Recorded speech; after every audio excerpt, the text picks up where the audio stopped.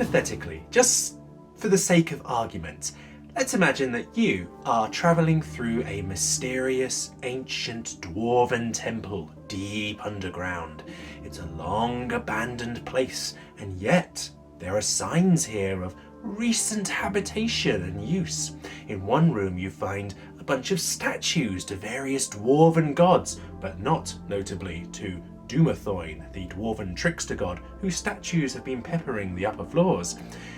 And immediately as you walk through this place, you find signs that something isn't quite right. Everywhere you go, there are signs that some sort of monster is on the loose. You see claw marks on the wall. You see tunnels burrowed into rock itself. You see doors destroyed. You see furniture ruined. Now for my character, this sets off alarm bells, because creatures, even monsters, are basic things, surely. All creatures, all monsters have certain needs and wants which they have in common. All creatures need to eat.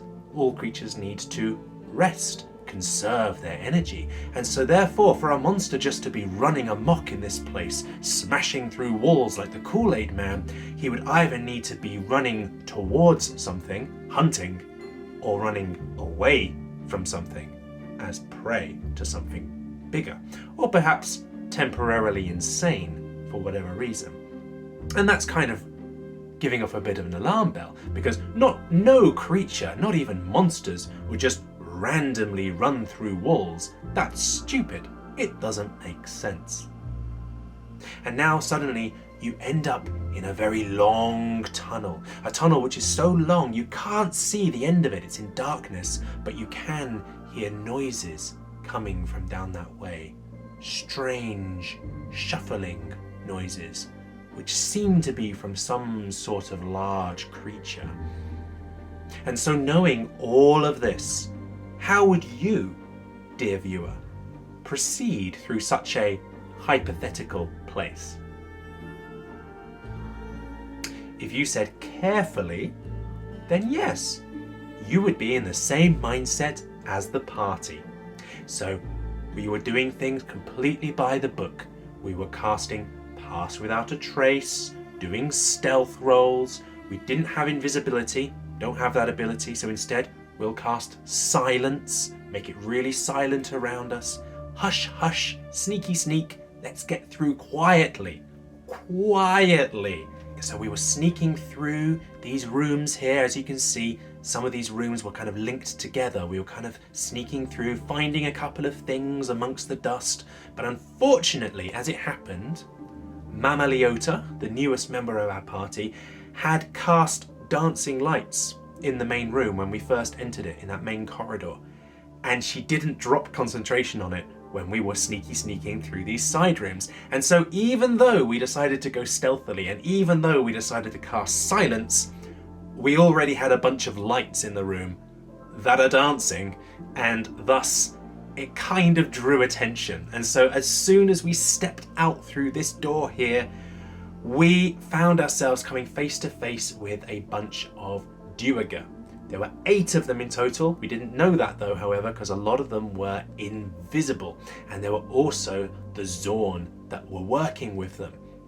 So they came to us invisibly, tried to shake us down. Clearly they wanted to kind of rob us. However, it should be noted that because we were being sneaky, Pass Without a Trace, all of that, and Gorn and the Paladin were far enough back in the shadows here that they weren't spotted straight away. The only ones that were spotted were Mama Leota and the Barbarian, Kronos. And so thus we find ourselves with half of the party at a stalemate. Half of the party has been captured, the other half not so much. So now I ask you, what would you do in this situation? Would you go for a sneaky surprise attack? Would you go for a cowardly runaway move? Well, if your answer was to try and loop around this way, to try and pincer the group from the back, then you and I are very much on the same page, and I like you very much. However, unfortunately, this backfired, because in this room here, there were 2 more Duergar hiding in the room, and they also tried to mug us as we entered. And so we find ourselves now, the party at knife point, the enemy invisible, the party split up, and there is a mysterious monster lurking in the shadows. In this moment, what would you do? Would you try and talk them down? Persuade them? Bribe them perhaps? Threaten them maybe? Maybe you would try and be tricksy, take some gold, throw it down the corridor like you're throwing a bone to a dog to try and get the Zorn's attention. Maybe you would, I don't know, get on your broom of flying that you've got in your inventory and fly over their heads, or maybe just simply disengage and leg it. Well, dear viewer, I have to say that here, sadly, is where you and my party are likely going to diverge from one another, because in this moment, Mama Leota, our newest party member and liability, decided to cast Polymorph on our Barbarian, transforming him into a giant scorpion. Everyone rolls initiative. Why a scorpion? Because they have 60 feet of blind sight and therefore would be able to see invisible Duergar, of course. Well, great idea, but then those invisible Duergar attack, shedding themselves of invisibility anyway, quickly reverting the Barbarian back into his normal form. Great, that was fun. Then the second turn comes around. Well, what does the party do this time? Clearly that polymorph strategy didn't work. Clearly. She casts polymorph on herself this time and transforms into a giant ape. The fight continues. The Duergar are finding themselves on the losing side. There's a barbarian and a giant ape bearing down on them. The fight is turning against them. They start running away. So in this moment now, what do you think our party does? Do you think they give chase? Do you think they turn back the other way perhaps? Do you think they use this opportunity to hide properly, which remember was the thing we were trying to do in the first place before the Duergar got the drop on us? Well, you obviously have never met our barbarian Kronos, because in this moment, he, in a moment of brilliance that only a wizard like himself could come up with, he casts Thunderclap on the remaining Zorn. Thunder clap. Oh, what's that? We tried to cast silence and failed? Oh, well then of course the only course of action is to do the complete opposite of silence. And with a gleeful laugh from our DM, which you never want to hear, he is clearly having way too much fun doing all of this. With this gleeful laugh, a giant Umber Hulk comes barreling through the wall like the Kool-Aid Man, gunning for our blood. Now, at this point, you might be wondering, well, Gorn, what have you been doing this whole time? While, Mama Leota and Kronos have stealthily gone about casting Thunderclap and turning into giant apes. What have you been doing? Well, I'll tell you. I have been in this room the whole time at knife point.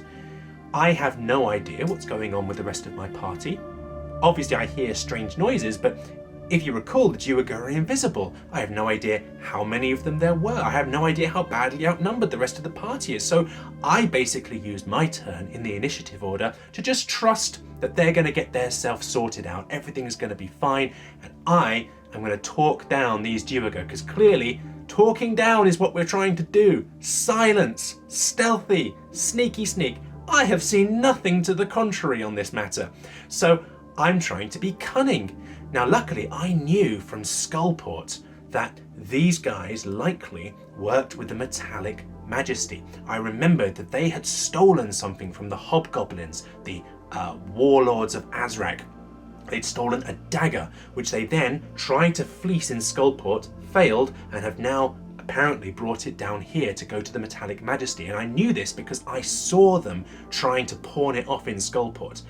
And I had a name of the person. Steve, his name was, from the procurement division of Clan Ironeye. This is why we take notes, people. But unfortunately, just to be annoying, I guess, the DM decided that Steve was one of the Duergar that was in the room with me. What are the odds of that, eh? So when I said, hey, I'm trying to track down Steve, he dropped something in Skullport, I'm trying to return it, he saw through my disguise, because of course it was him. And what can I say? Gorn has many, many talents, but charisma is not one of them. And so I did not manage to persuade them.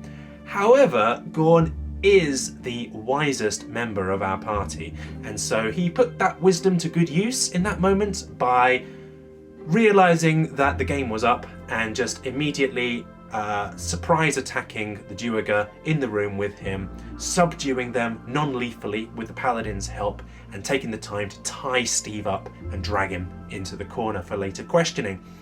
And he was also wise enough to know that as soon as he heard thunderclap in the next room, to realise only Kronos would be stupid enough to do something like that.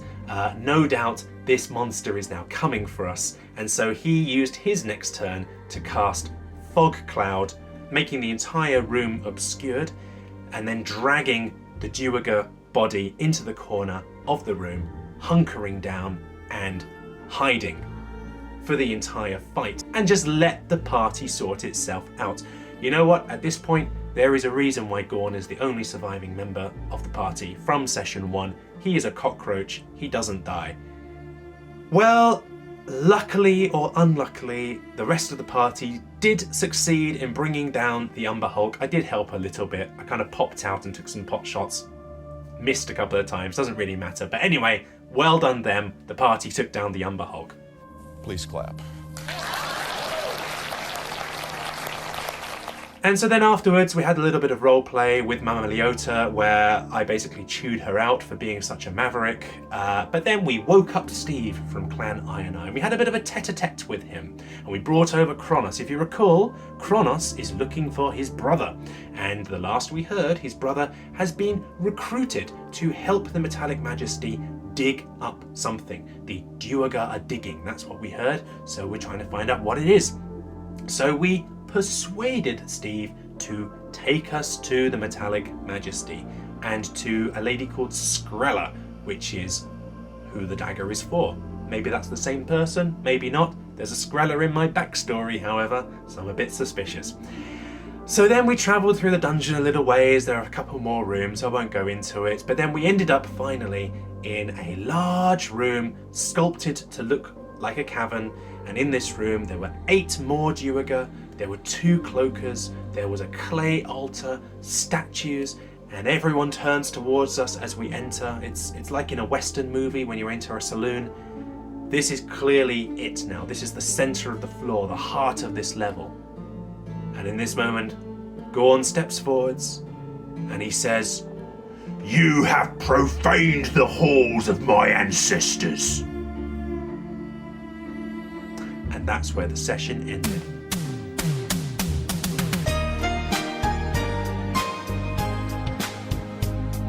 2 hours of combat, completely avoidable combat, some roleplay, and a little bit of exploration. We were laughing a lot the whole time. It was a lot of fun, probably because none of us died, right? But rumour has it, there are more Umber Hulks on this level, and clearly there's a lot more Duergar, and clearly there's a lot more tunnels down here. So who knows what's going to happen next session, but I guess we'll find out next time. But in the meantime, we're still alive. We might not be doing what you might do at home, dear viewer, but we're doing something. And apparently it's the right thing, because we're still alive. For now. Take care.